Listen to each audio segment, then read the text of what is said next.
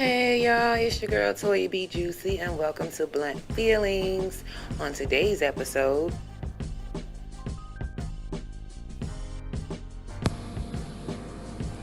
Hi guys, it's the girl ToyaBJuicy. You saw the intro, so let me just jump right in. Question number 1. Are you a conspiracy theorist? Yes and no, to a certain extent. See, here's the thing. Let's take the Kennedy assassination, for example. When it first happened, maybe a year or two afterwards, there were a lot of conspiracies being thrown around about who was there, who was involved, why it was done, who did it. And back then it was just rumor, speculation, and conspiracy. Fast forward years later, you look at all the documents and things that they've released associated with it, and you take your time and you go through the little bit of things that they have released, and you'll see that what used to be rumor, what used to be speculation, allegations, and conspiracy is actually true. Don't believe me? Go look it up. So I wouldn't say I'm a full-fledged conspiracy theorist where I'm running around boarding up my windows and putting aluminum foil on my head. But I will say it's good to listen and keep those things as food for thought, so to speak. And in your spare time, do your research, and you'll see a lot of it isn't just conspiracy. A lot of it is actually true. Okay, moving on. Do you believe weed will truly be legal? Yeah, I do. Will it happen overnight? No.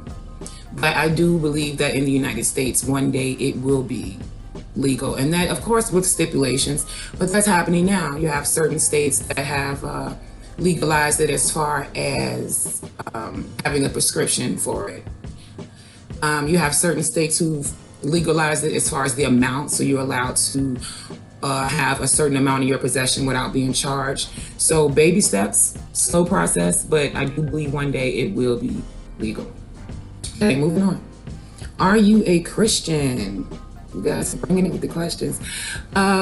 I used to be, just like many people growing up, you follow the traditions of your household. And so my household was Christian. So yeah, I was raised Christian. What changed that for me was becoming an adult and asking questions that weren't getting answered by so-called religious leaders. Now, if you're a religious leader and someone comes to you with questions and the only thing you can do is be dismissive, for someone like me, that was red flags. So I want to say in my mid-20s and even to this day, I still study. I go hard and I study hard. And so therefore, I'm not a Christian. I'm not affiliated with any religion. Now, that's not to say that I look down on anyone that does. To each his own. You're free to practice and believe what you want. My only gripe, among several gripes with religion, but one of my main gripes with religion is when one's religion doesn't agree with the next. And so instead of compromising or agreeing to disagree, a lot of wars and things get started, a lot of stereotyping gets started. It's ridiculous.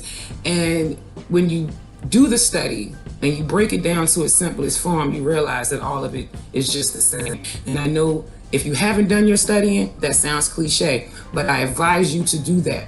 Break religion down to its simplest form. Remove names, remove stories, remove dates. Start at the very beginning, before there was a name for anything. Start at the very beginning and work your way up from there. And you'll have a better understanding of what it is I'm talking about. Okay, moving on. If you had a penis for a day, what would you do? Okay, well, if you follow me on Facebook, then I posted something similar to that. And I'm going to go ahead and apologize in advance for anyone who may get offended by my answer, but it's facts. So if I had a penis for a day, I'd be the type of man that I hate. I would. It's an honest answer. I'd be the type of guy that I hate. I'd be out here smashing all the hoes. Yeah. Get my little jumps up. Yeah. Breaking up friendships. Because I'm smashing her and her best friend. Might even hit her mom if she's sexy. It's terrible. Terrible. That's an honest answer. If I had a penis for a day, I'd be the type of dude I despise. And that is awful. Little known, for lack of a better word, crazy fact about me. If you really know me, then you know that A large part of me feels like I was brought back into this realm as a woman so that I can associate, relate, and realize the plight of a woman. And in this lifetime, I've definitely learned a lot in the female form. I learned how it feels to be degraded, humiliated, looked down upon, looked at as an object, not appreciated. Oh my God, did I learn? Did I learn? And it's unfortunate that my answer would still be to smash hoes, but it would be hoes who want to get smashed. It'll be consensual hoes. You know what I'm saying? So they'll be hoeing, I'll be hoeing, and it'll be a consent of hoeing. You know what I'm saying? So don't judge me. Okay, moving on to my final question. When was the first time you ever smoked weed? Oh my God, okay, so let me say this. I was grown, like 21, before I smoked anything. That means a black and mild, cigarette, marijuana, whatever. So if you're young and you still live in your parents' homes and things like that, I do not condone smoking of any kind, drinking or anything of any kind. Just put that out there. Okay, so I first, I was dating this guy, right? And he was a smoker. I was not a smoker, but I didn't mind him smoking. And so one day I get home from work, and I worked at a grocery store, cashier, working with people. It was always stressful. So I come home one evening and I'm just stressed. I'm tired, I'm angry, I'm just stressed. Just all of the negative feelings you can think of associated with working with people. I had them that day.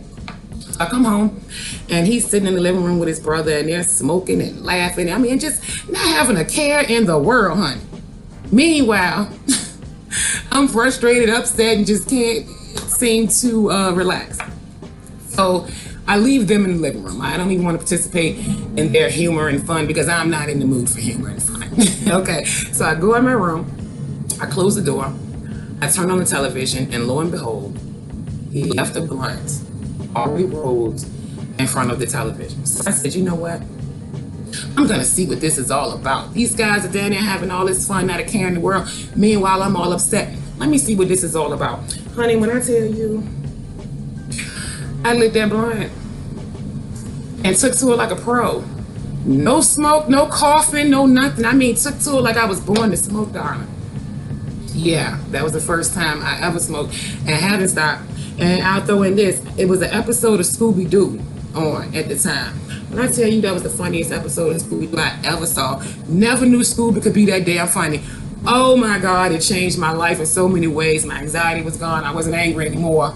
I realized that holding on to that anger from work was ridiculous. I'm at home now, let it go. You know what I'm saying? It changed my life. Shout out to that dude for leaving that blunt on my drum so you know who you will. Changed my life. Okay, you guys, thanks for tuning in. If you have any more questions you'd like me to answer, send them to ToyaBJuicy37 at gmail. And I will answer them. Now, I'm not going to say I'm going to answer all. I got some crazy questions in my inbox like, what kind of panties do you prefer? Y'all terrible. But I say this, if I do answer those kind of questions, y'all need to be hitting up my what is it called? My PayPal, my CashApp, ToyaBJuicy. Stop playing with me. Other than that, you know, keep your questions PG. 13 at least. Thanks for tuning in, you guys. Until next time, be good to yourselves, be good to each other. Peace.